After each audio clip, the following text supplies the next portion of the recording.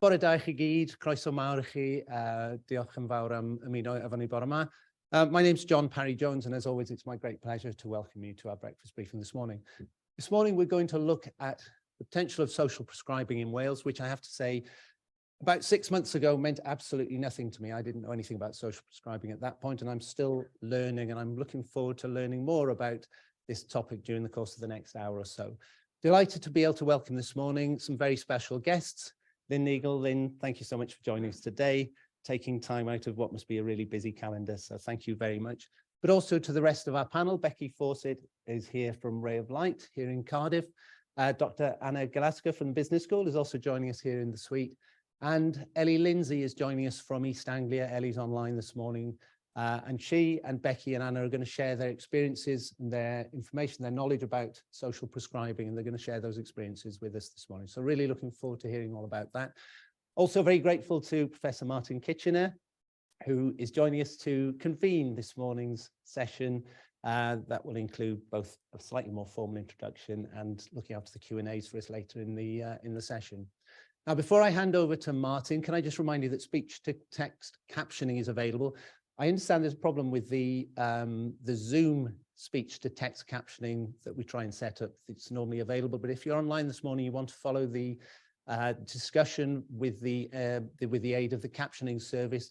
If you follow the link that Angharad had posted in the chat box just now, then you'll be able to manipulate two screens together to be able to follow the text of the conversation as it takes place. We've got a busy month coming up, busy with events. I'm not going to go through all of the events in any detail because I don't want to take too much time this morning. But just to note that we have a supply chain workshop taking place this Thursday morning, focused on environmental, social and government indicators.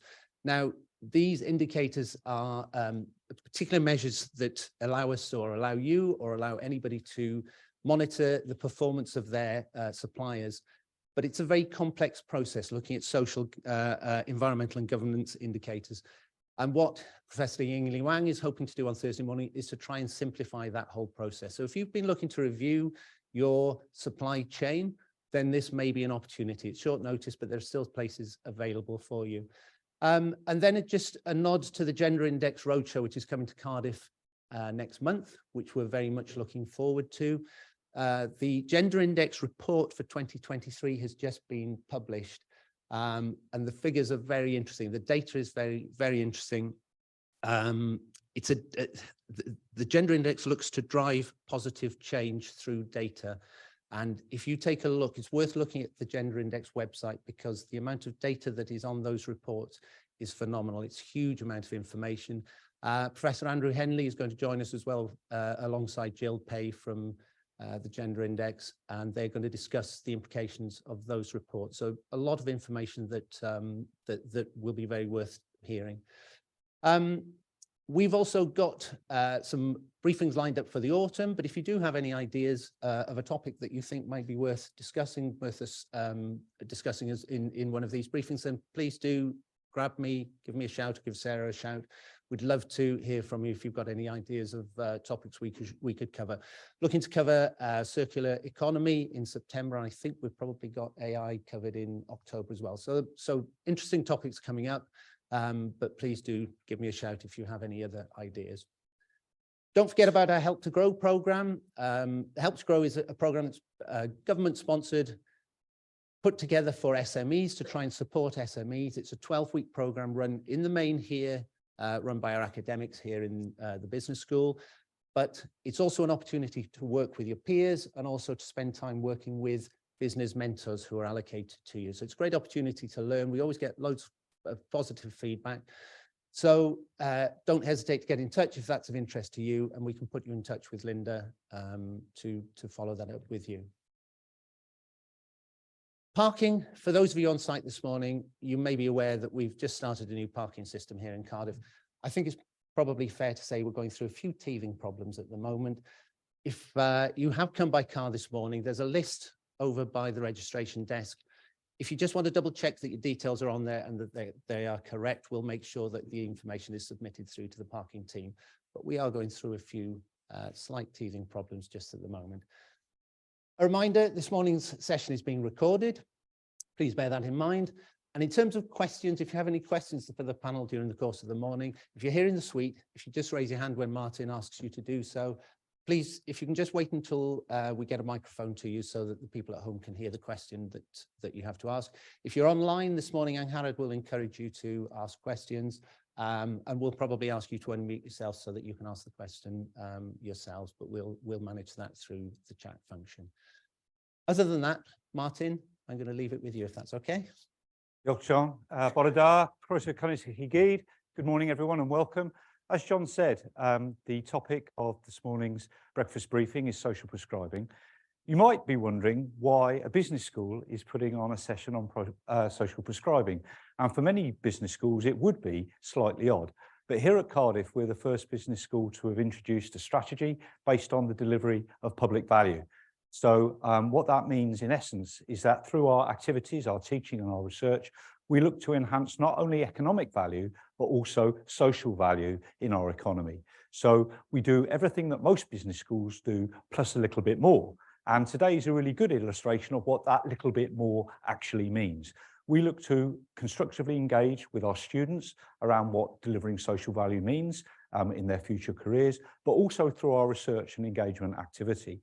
So when we were developing the strategy, the public value strategy for the school, we engaged very closely with partners in Welsh Government and in industry to understand what public value actually meant to them and what would be useful. And sessions like this, through the attendance that we've got, actually demonstrate that this is what the public wants from a business school. They want business schools to be looking at things, not just about industry and developing small and medium-sized businesses, but also more broader notions of value. And social prescribing really does fit absolutely squarely on that bailiwick. So it's excellent this morning that we've got a lovely range of speakers. Normally on these breakfast briefings, we have one or two individuals from a single organisation talking about a topic. Today, because we're slightly innovative, we're trying to break that mould and see how it works to have a range of voices speaking around the same topic. So we're going to hear from a senior government minister. We're going to hear from someone who's actually actively involved on the ground doing social prescribing work, and also some people who are involved in the development of an alternative model of health and wellbeing provision, and one of our own academics who's been studying it. So a range of perspectives all on the single topic of social prescribing. So without further ado, it's my very great pleasure to introduce Lynne Neagle, who is the Senedd member for Torfaen and whose responsibility is for mental health and wellbeing, and who it's been a great pleasure for the business school to work with her and her colleagues from Welsh Government in developing our notion of public value and aligning it with the Future Generations and Wellbeing Act in Wales. Thanks very much, Lynne. Thank you very much. Good morning, bore da pawb, and thank you very much for inviting me to this morning's breakfast session, which promises, I think, to be a fantastic opportunity to raise awareness of social prescribing and to show that through social prescribing, we can have more choice, more control, and better health. So what is social prescribing? When talking about social prescribing, we have to talk about well-being. There are things we can all do to boost our health and well-being, such as moving more and engaging with the arts and nature.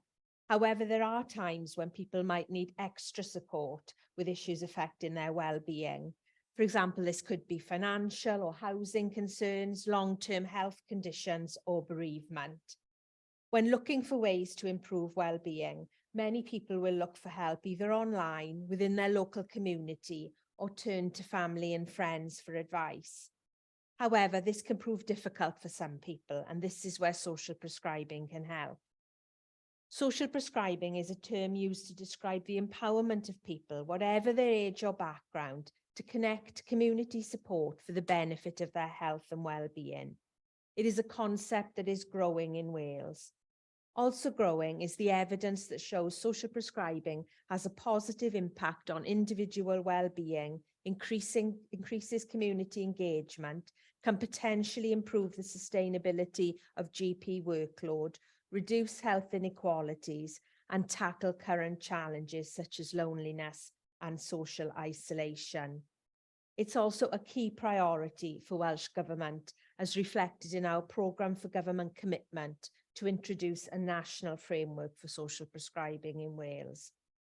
The framework will outline what a model of social prescribing for Wales is, but also help develop a common understanding of the language used to describe social prescribing and help ensure consistency of service delivery regardless of the setting.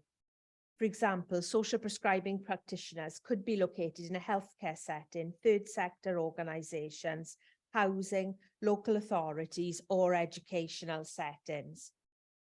So what have we been doing to take forward our commitment to develop a national framework?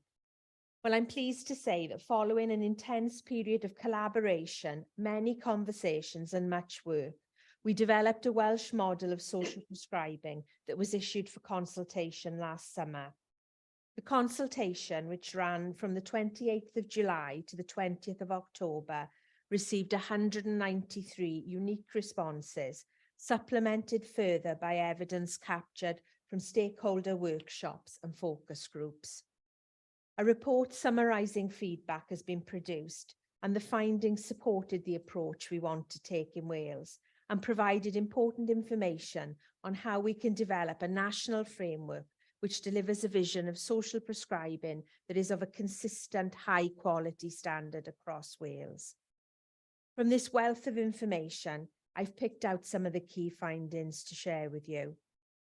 Most respondents felt the model captured an appropriate vision of social prescribing in Wales.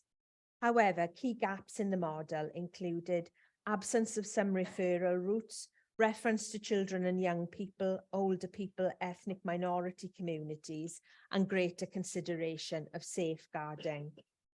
In terms of developing a common understanding of language and terminology used to describe social prescribing, feedback included ensuring simple, strength-based language and clear descriptions, testing of terminology with a wide range of stakeholders, and the importance of common and consistent terminology across the services, sectors, and geographies. Regarding this particular finding, I'm pleased to say that our partners, the Wales School for Social Prescribing Research and Public Health Wales, are developing a glossary of terms. This will help provide a common understanding of the language used to describe social prescribing in Wales. Further feedback to the consultation included the need for there to be clarity between the status of the framework and projects on the ground and how the framework is evaluated and its implementation monitored. Greater awareness of social prescribing and the benefits it could bring was required by both professionals and the public. We've already taken steps to address this finding and are developing a short explainer film to be published alongside the framework, and which we hope will provide public and professional alike with a greater understanding of what social prescribing is. Other findings included that referral pathways need to have better communication, robust accountability measures, clarity over signposting, and clear feedback processes. The importance of ensuring a properly equipped service with the required funding, training, and resources prior to any drive to increase the number of referrals. There was also consensus on the need for a strategic focus on the funding of social prescribing activities and services. Issues included a lack of clear leadership and collaboration amongst partners in social prescribing. More effective partnership working is also needed to ensure sustainability to avoid duplication. Lastly, a desire for a consistent model of evaluation across Wales with built-in flexibility and regional teams to consider regional contexts. The findings I have shared cover an array of themes in relation to how Welsh Government and its partners can develop and introduce a national framework for social prescribing. My officials are working hard to pull together all the feedback, meeting also with our partners who've helped co-produce the work to date and will help produce the work going forward. I myself am meeting with ministerial colleagues in the coming weeks to share the findings and discuss our proposals so that we can shape what we believe the framework should look like. Bringing all this together, I will publish a written statement setting out our plans for the national framework and supporting work programmes this summer. I started by mentioning that there are things we can all do to boost our health and well-being, and that social prescribing is there to support those of us who need a little extra help. However, social prescribing is not just a health-led solution. We all have a duty to be socially responsible, to operate in ways that are not harmful to society. Social prescribing can play a part in that, in helping to strengthen both community and personal resilience. It can help reduce inequalities that address the wider causes of health, whether, for example, that be debt, housing, or physical activity. Social prescribing can empower people, whatever their age and background, to connect to community support for the benefit of their health and well-being, and to strengthen the power of communities to generate and support good health. Thank you very much for inviting me to speak to you today. I really hope you enjoy the rest of this morning's session, and I'm looking forward to the discussion that we're about to have. Diolch yn fawr.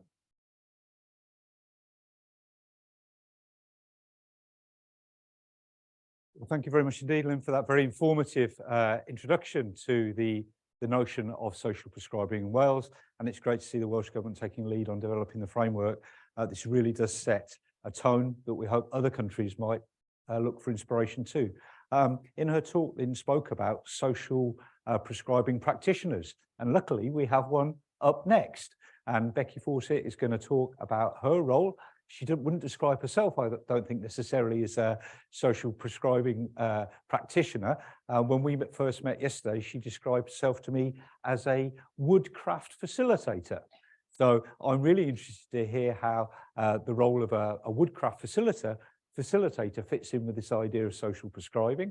And I should warn you that when we were speaking earlier, Becky did mention that when she was sometimes delivering her craft, if attention wandered, she did take recourse to the axe that she uses for her trade. So with that veiled threat, I shall ask Becky to come up and talk about her work. Thank you very much. Right, folks, hello. I'm Becky and I work with Ray of Light. And the first thing I want to say is that I used to be a teacher, but it's been a while since I've talked to a group of people. And the first thing that hits me is what our participants feel like when they come along to a group. Their tummies are tight and oh God, what the hell have I done? Why the hell am I here? People are going to make me talk. I'd feel so much more comfortable if my first thought was perhaps I could leave a little whittling knife under each chair and I ask you to pull out now a knife and a thing, but perhaps that isn't, we'd make a mess on the floor and I get told off. So I'm going to relax and talk about what we do. So Ray of Light, we're a cancer support group that provides support for everyone affected by cancer. And frankly, that's all of us. Because it's people that are receiving treatment, have had treatment in the past, carers, bereaved, family, friends. And we provide emotional support. Everything we do is free. So we have bereavement counselling, we have befriending, we've got a fabulous choir, which I caused a lot of distress to my dog when I tried to join in. We've done things online and face-to-face. Now we can do more of. We've got support groups. We do exercise and relaxation. We've got someone that does mindfulness and yoga and such like. We do arts and crafts, and we do outdoor events. The arts and crafts through lockdown, I was sent a box every week that I wasn't allowed to open. It had a code name on it. My husband would pass it to me. Once I got on screen, I would open the box and have to do whatever craft was in front of me. I have to tell you, the reason I call myself a facilitator is that I'm a really good teacher. I was a science teacher. When I had to retire through ill health, I developed a passion for craft. I love doing craft. I love wildlife, but I'm really bad at most of it. It's about the process, not the product. So what else does Ray of Light do? We offer courses. There's Macmillan Hope. We do a digitalized course to help people to access online resources. We have young carers, things like that. So my role is to share my joy in using natural materials, making things that we feel passionate about. If I talk about our journey, So Ray of Light started in 2008. In 2020, I was asked to do my first outdoor session. So we met in the forest just outside Merthyr. There's a little reservoir. And I found a place where we could park a car, and our participant had to take 5 steps to find herself surrounded by forest, with the water sparkling in front of her, the birds singing, and our campfire glowing. This is the point at which we have to say, if there's a spectrum, there's Bear Grylls over there, and then we're over here with hot chocolate, cushy blankets, cushions, and matching bobble hats. And we like, I've done lots with Coedliol. I've done lots of I was trying to get the people with Ray of Light to come and get involved in things, but we need loos. We need a place where you can get to with your walker. We need to be comfy. So we moved from that forest. Now that forest was where we first, I do wish I brought my axe, but yeah, we got a log, we put the axe on it, we walloped it with a mallet. And every time I have a new participant, that's what I get them to do. And I love the fact that there might be ladies in their 80s who go back to a very sterile hospital, and the husband said, have you been out much, darling? And she says, yeah, I was out in the woods with an axe yesterday. And it's just, it's nice. It brings something new. So where do we go next? Then we moved to Abercynon. We sat beside the pond with kingfishers zupping overhead, and a lady came along, and she'd never held an axe before, and she split this log, split it again, and we put a candle in it. Ever so simple, easy. And then when she got home, she'd lost her husband, and she was sorting through his bits and bobs, and he had a lovely leather belt that she couldn't quite get rid of. Just tied that leather belt around that candlestick, and it was just a beautiful thing that every time she looked at it, reminded her of him, but also reminded her of the new life that she had and the joy she was having coming into the woods each week. Then we ended up having our hub. So we now have this little cwtch in Abercynon, which is adorned with love spoons and wreaths and all the things we make each week. And outside we've got this, we tried to make a willow fence, and then it couldn't quite survive the summer, but we've done it again. And we now have a willow fence that's thriving, and we're tying things in, and we've made an archway. Took a bit of effort to get popping apart, but we made an archway now, and we've just got a place where we feel safe and happy. And people come again and again. We have a session there every week. And we've got people who've been coming along for years, and they've got a real network where they feel safe, and we can laugh, we can cry. It's a lovely place to be. And then we ended up in the car park in Velindre for a bit. Hiking people out of cars. We had a fire going. We made charcoal. An artist happened to be sitting in a car. Well, he wasn't in that car for long because we spotted him. So we hiked him in with us, and he did a lovely charcoal sketch. Another time we had a Jubilee party, cream tea in the car park, as you do. And there was a family who just walked their mother to have treatment. And she came out of treatment expecting to see sort of grey face people been waiting for her, and she found these people in little paper crowns who, with handfuls of craft, oh, look what I've made a dry flower key ring, and we surprised her with a cream tea. So as she drove out of the car park, she gave us a royal wave with a paper crown and a cream tea in her hands. And it's just those little moments of magic that are lovely. So now, where are we in Velindre? We've got our own little hub where we do lots of pyrography. This is why I call myself a facilitator. I couldn't do this for toffee. I like what I do. I'm proud of what I do. My wood carving is fabulous. But one of my participants came in with this. And, when someone does something wonderful, we have this amazing sense of pride in what they've achieved and what we've achieved together. And that's what happened. People always turn up with something in their hands. They bring things. So there's part of a community where we're sharing things. When I did fire lighting, someone went for a walk. They hadn't been finding it easy to get out of the house, but they knew they'd seen King Arthur's cakes, a fungus, and they came back with a carrier bag full of these for us to have fires. And that was really, we laugh a lot. Generally, we don't laugh at each other, But the moment at which I was holding this King Arthur's cake and went, oh yeah, look, you do fire lighting, you get a spark and that spark stays alive. And look, look, look. And I completely forgot the image I'd seen on screen where they had it in a tin. Because I was actually holding a glowing coal in my hands. So I got a bit sweary for a moment, but it was fine. We laugh a lot. People don't expect to laugh. Yeah. So there's our group in Abercynon where we do whittling, and our group in Velindre where we do the pyrography. The reason I love the whittling is that it's accessible to all. Many men will not want to access counselling and support. And I'm going to read the words carefully because I've written not the words the gentleman said. He came along to one of our groups and he said he really enjoyed our groups because there was none of that talking, I'll say baloney. I've written several examples. I was terrified we'd have to sit in a circle and talk. I didn't think we'd be crying, laughing. We had a guy who had been a carer for a very long time. I think it was about 20 years. And he'd become really socially isolated. Carers have a lot of financial constraints, social constraints, and they can get very isolated. And coming out and meeting people can be really hard. He came along the week we did butter. I don't know if you've ever been subjected to making butter, but I'm going to keep my hands very still at this stage. There's a lot of shaking of your wrists. There's a lot of silliness. There's a lot of potential for lots of double entendres. And they'd already got a bit silly. I don't know if I've brought a butter knife with me. Yeah. My butter knives are nice, right? My butter knives are rounded.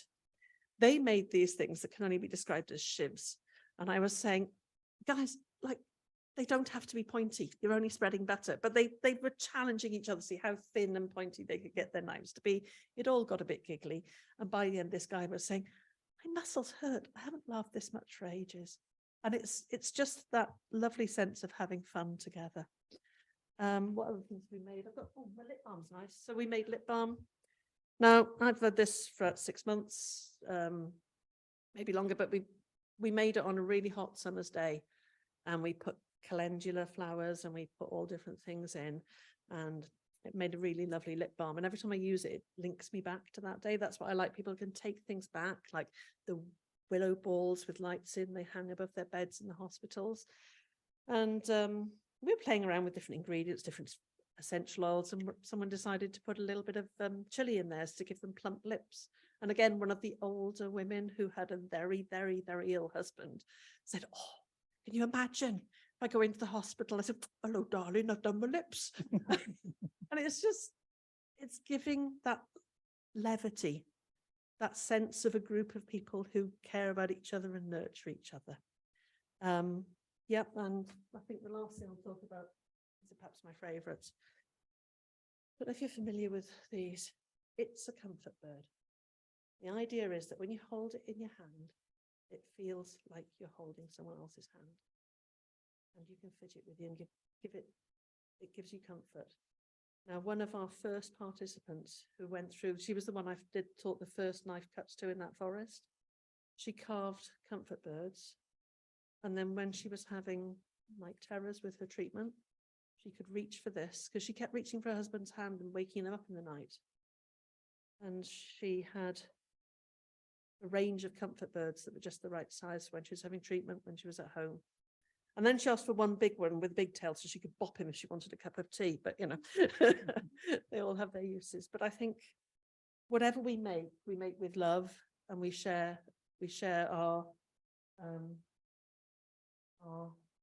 pride in what we make, and we develop in skills. We have experts come in, teach a level above me that allow us to make things like this, and we have things that we cherish, remind us of the lovely times that we've had, and I think that's the value that we give with Ray of Light. Thank you.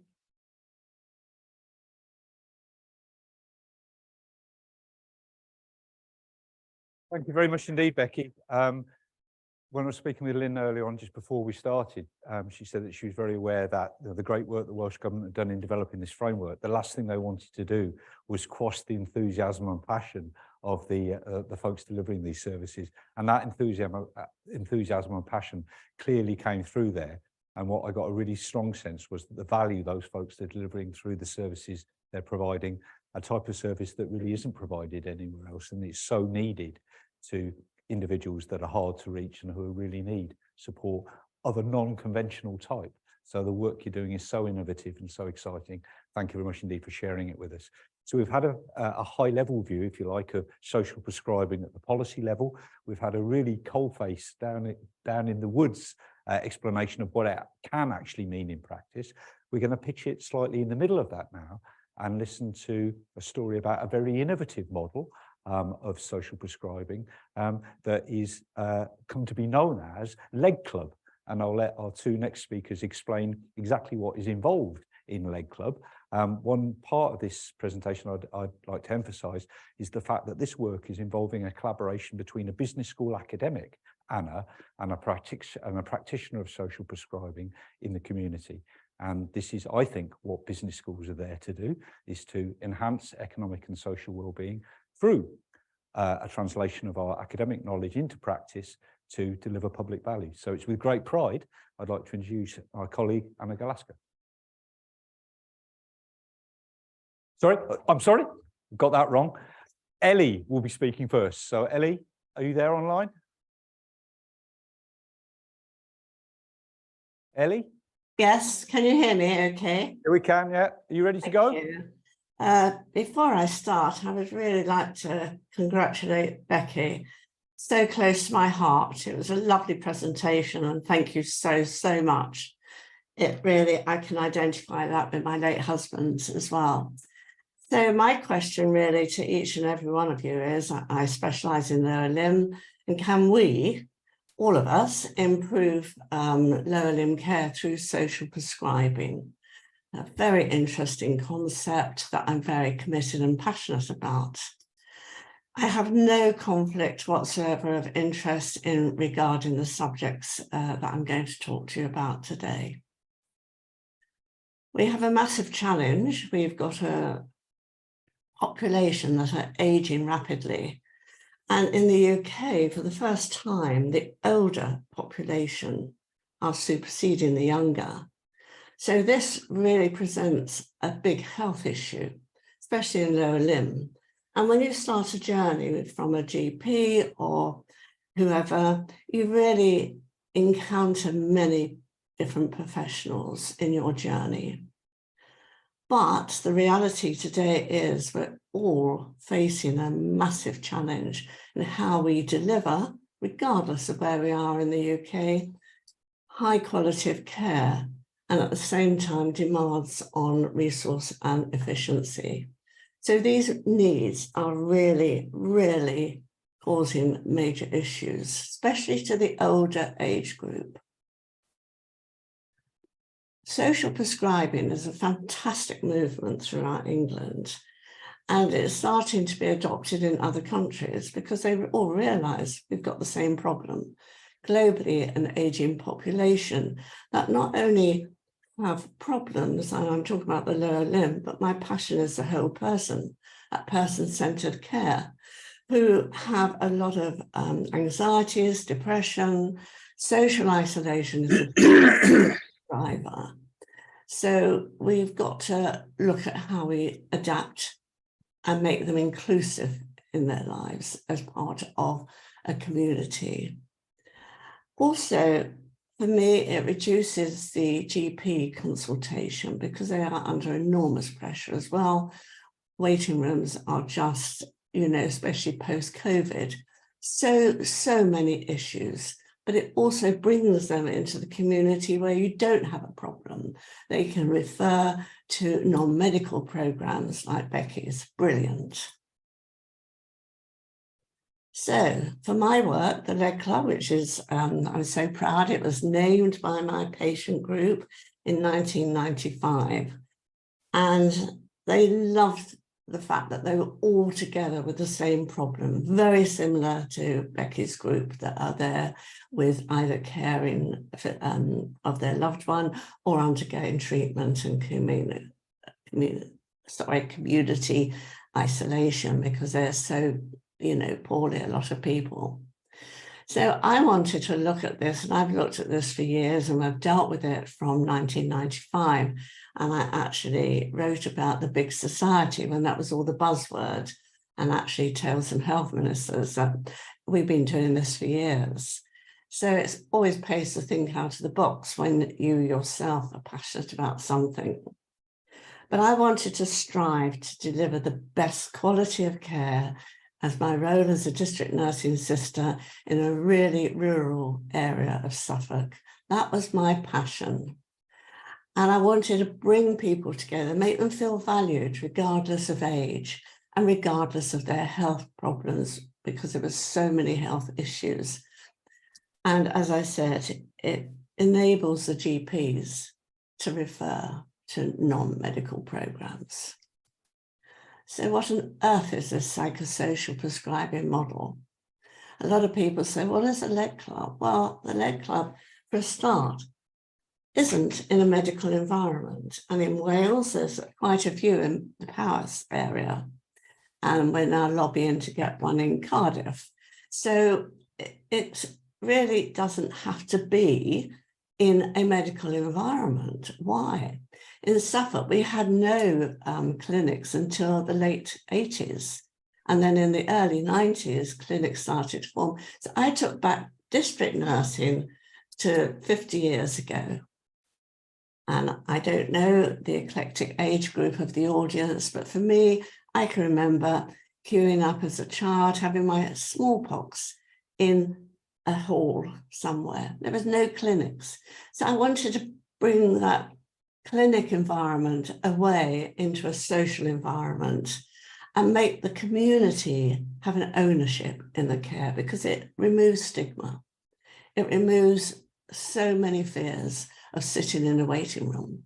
It's informal, it's no appointments required because it's opportunistic.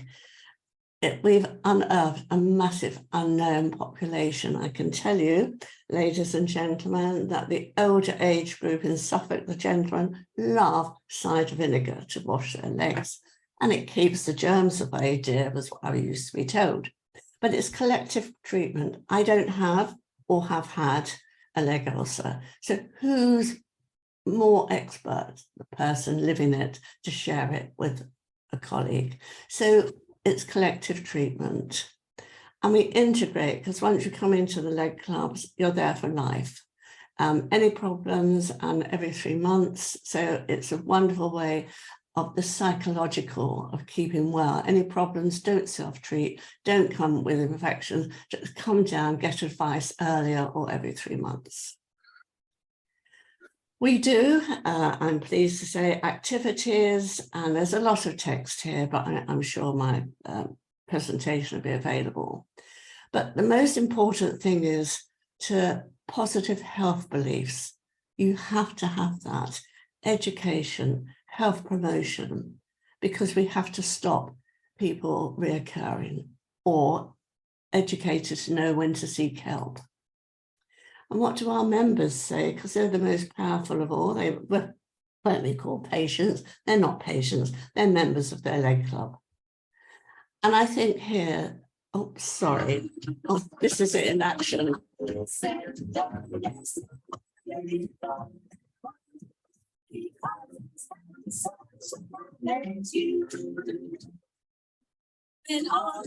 and done, there's no more.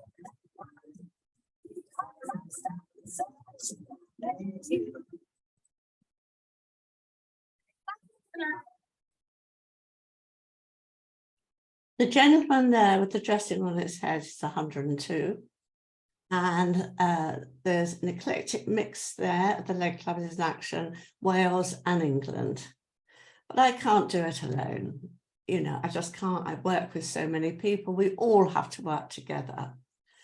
And I think if we don't reshape the delivery, then we're never going to meet and address the needs of the public, because their expectations are growing. They're going on internet, etc. So there really is a lot. And through a social prescribing, collaborative, multidisciplinary, multi-agency partnership approach, it would address so many issues that we are confronted today. So in conclusion, ladies and gentlemen, the focus of the psychosocial leg club model has been to address all of these issues.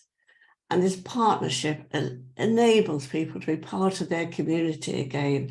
And I'm pleased to say we've got a romance in quite a few leg clubs. And I was told I would never, ever get any weddings because the gentleman said, I'm not having her spend my pension money, dear. So on that note, we have got to embrace psychosocial prescribing at its best, and it does evolve over time. So I wish you every success. Thank you so much for listening. Thank you.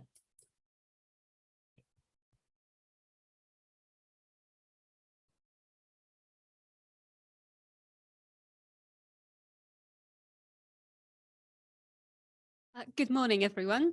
My name is Anna Galazka, and I am a Cardiff Business School academic. I have been working with Ellie, Lindsay since 2019, looking at leg clubs as social value generators, trying to understand how social value is created in the leg club environment by people coming together, working together, making each other feel better. So we have learned from Ellie's presentation that leg clubs offer opportunities for members to experience late life flourishing, well-being, a sense of community, a sense of belonging. But what I would like to talk to you about today is another group of people who make the leg clubs, and that's volunteers. Volunteers are individuals from the community who come together to organize and run the leg club.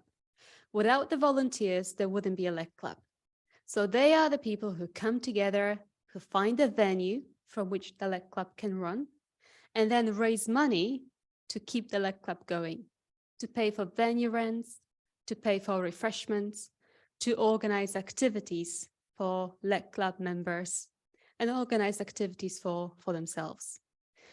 And in this final presentation for the next 5 minutes or so, I would like to collectively reflect on whether leg club volunteering can be seen as an emergent form of social prescribing. And I have got some evidence from the volunteers that I have spoken in my research that that might be the case. Thank you, Ellie. Leg club volunteers, as I said, are central to the leg clubs. They find a venue. They raise money through fundraising activities. They buy and provide refreshments. They welcome members who attend the leg club. They serve refreshments. They organize activities such as Christmas carol sing-alongs or trips to a local zoo or local garden center. They speak to members at the table as they await to be seen collectively by the nurse. They help nurses sometimes in some leg clubs. Some of the volunteers will be retired nurses who would like to still be active professionally, so they can also help nurses with cleaning, washing legs, creaming legs for members who might need that additional help, additional support, but it also means that nurses can work very effectively and very efficiently when they treat members collectively. Sometimes in some leg clubs, volunteers will go as far as to drive members to and from the leg clubs. So leg clubs tend to happen in rural spaces, in community spaces, and sometimes it might be quite difficult to get to the leg club for older individuals who might have reduced mobility due to leg ulcers, leg problems. And there are volunteers who will use their personal cars, DBS checked of course, to get them to the leg club and then get them home again. And then they stay in the leg club for a cup of tea, for a cup of coffee, for a chat. So it's very much a social activity for them as well. I would like to, thank you, Ellie, perfect. I would like to finish with a little slide, which is full of text again, to propose that a leg club as an innovative form of volunteering is a form of social prescribing, because it can help reduce a sense of isolation. It can improve individuals' well-being. It can help cope with anxiety and depression for retired individuals, older adults in the community. Leg clubs can help individuals deal with that sense of mental illness or mental ill-being, and I think it's a hidden problem. They can do so by giving those individuals access to creative spaces, access to a social network, and a sense of belonging that comes with it. So I just wanted to read out a few quotes from the volunteers that I have spoken to in my research about how they got to volunteer for the Leg Club. I think I would like to stress also that some of the Leg Club volunteers are also Leg Club members. So very often they start as members, patients. They go to the Leg Club to get their legs treated, and they like it so much that they stay along and they get involved in the running of the Leg Club. They run the Leg Club however much you want. I should have said that volunteers can run the Leg Club however they want. Formally, informally, they design the roles, they design the activities, they create their own workspace. But back to what I was going to say. So here are a few quotes from the volunteers that I've spoken to about how they got into the Leg Club. I did go through a bad patch and I got put on some antidepressants. And then I came here and it's totally different. You know, even people said I'm a totally different person now, you know, which I am, and it's thanks to this. That's Pamela, and that's obviously a pseudonym. And that's from my recent research in May 2022. Another volunteer told me, it was through my doctor. She said I had to find something to do because I just lost my mum. I was depressed, it was depression and everything else. And she found me this little job here, which was very, very good. And you know, it was the best thing that could have happened. Clara. And a final volunteer from my list of quotes today. I've got things going on at home I've got no control over. And this gets me 4 hours a week out, and I actually see people and get to talk to people. And at home, that's not available. This is my only outlet once a week. So Leg Clubs do make a difference, not just to members, patients, but also to volunteers who own the Leg Club and run it in a way that is member focused, but also in a way that helps them feel better. So I'm proposing in my work that Leg Clubs are a social nucleus, an alternative organization, an alternative social prescriber, an organization that encourages a sense of collectivity, that encourages this communal orientation towards emancipation from the sick patient role, from loneliness, from isolation, from stigmatization. It's an alternative organization based on a sense of personal autonomy, collective flourishing, and an ongoing commitment to the betterment of one's sense of self, but also the others. Thank you very much for listening, and it's over for me now. Thank you very much indeed, Anna, and to Ellie. We now have around about 10 minutes for questions. We have folks online who might have some questions and in the audience. So does anyone in the audience first have any questions for any one of our three speakers? Could you just give me your name and say where you're from? Can you just wait for the microphone? Yeah. Thank you. Hi, everyone. My name is Luke Evans from Q5 Partners. We've been working quite closely with Cardiff and Vale over the last couple of years, developing what they call their rehabilitation programme, supported by Welsh Government and Feriad funding. And it's really interesting. They've been doing work very similar to this, delivering care for people with long-term conditions in community settings. We know it works. We've seen reduced length of stay, reduced cost of care, improved patient outcomes. But it's been a journey, and there's a lot of things we have learned and challenges we've faced. I'd be interested in hearing about what are the key lessons that you've learned through your experiences of delivering social prescribing, and what are the key lessons that you can share with us as we look to scale and grow? Anna, do you want to take it?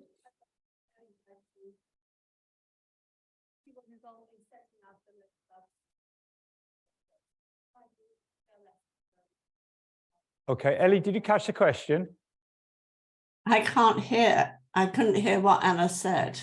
Okay, I think I caught the question. Yes. Can you hear me okay? Yeah, I think the question was effectively about how you scale up social prescribing activities. Right. Well, the first thing I have to say is people have got to embrace it.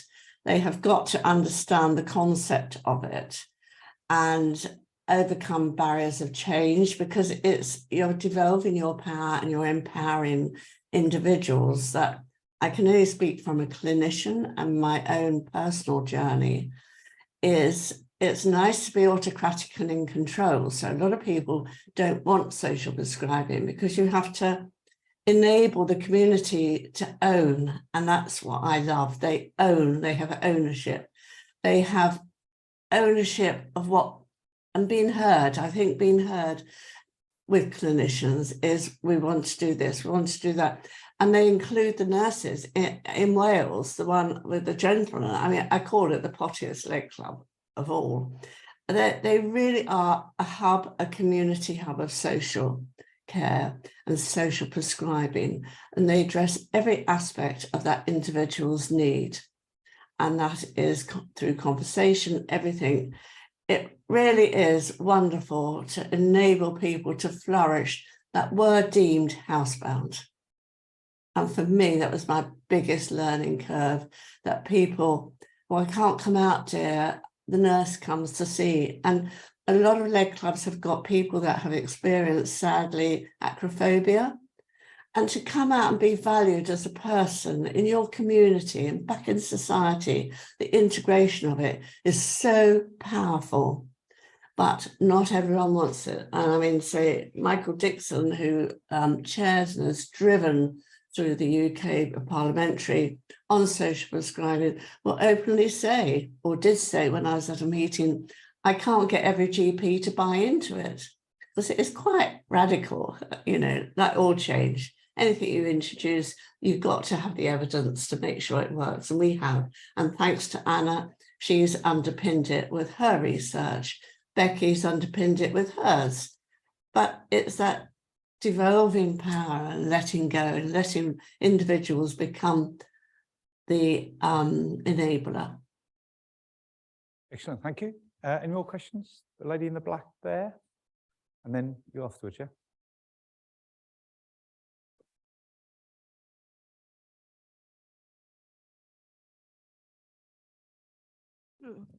Hi, I'm Georgina, and I work for the Cardiff and Vale NHS charity, and we have a wonderful social prescribing project at Landock Hospital. It's called Our Health Meadow, and I see every day just how much it benefits people with stroke, who've had a stroke or brain injuries, children from SEN schools. It's just wonderful, it really is. But my question is, I guess, to Lynne, is there going to be any funding that you know of, any grant schemes or anything that we can apply to later on, you know, any point really, just to continue our project?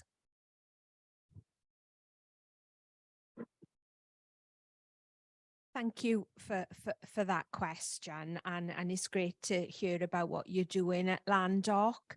There isn't going to be any new funding, unfortunately, because you know, we are in a pretty difficult financial climate, and particularly in health and social care, the budgets are really stretched. But we do have funding already built in for social prescribing through our regional integration fund that is accessed by the regional partnership boards, and, you know, is designed to do many of the things we've talked about this morning, really, sort of re-enable people, make sure people stay out of hospital, provide care closer to home. So you know, what we want to do is see the RPBs accessing that funding for social prescribing activities.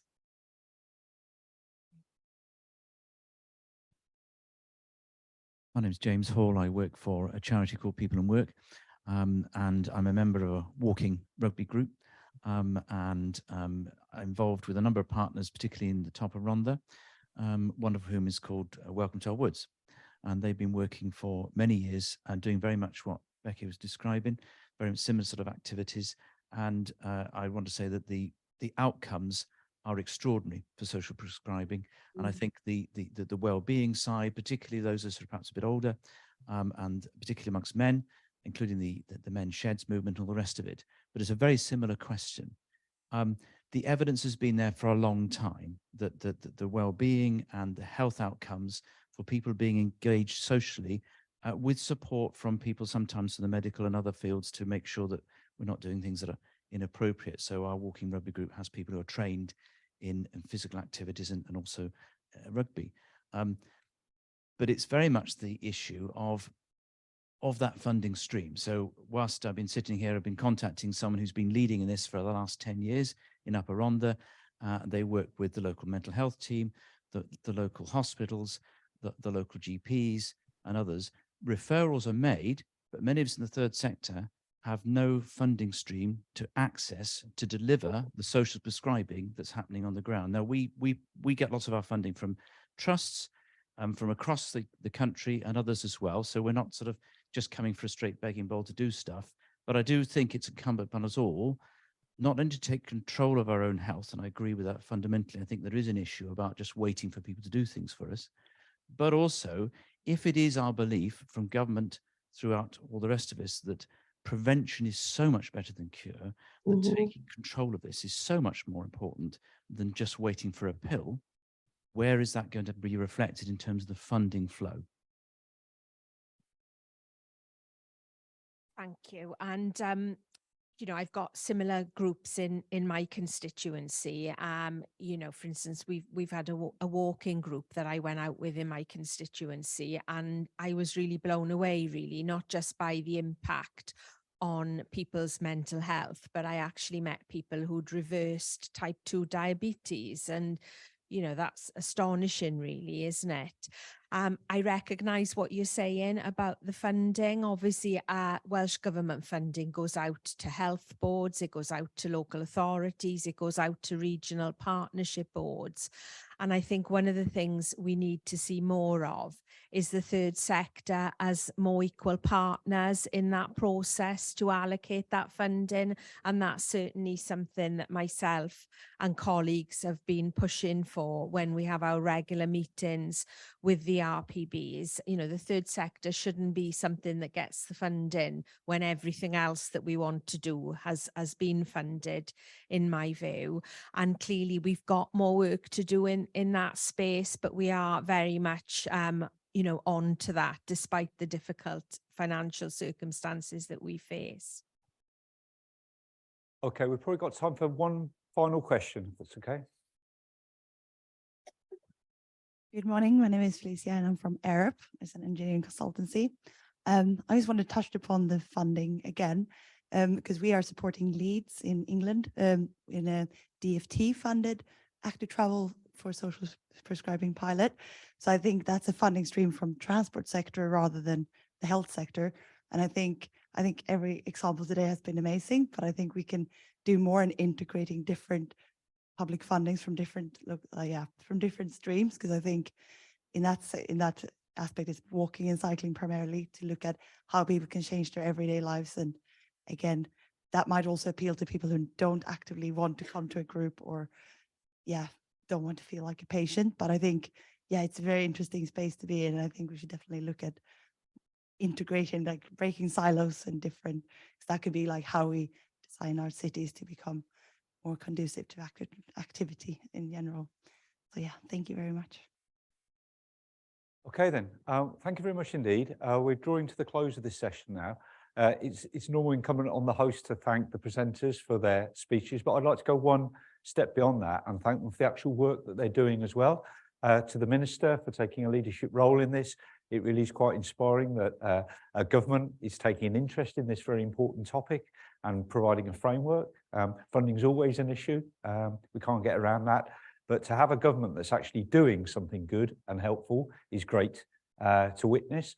And then, of course, to have our social prescribing practitioner give us a really inspiring insight into what it actually means and the benefits to participants was really inspiring. And if you could put me down for one of those comfort cats, I've got some tricky meetings this morning. I could really do with that.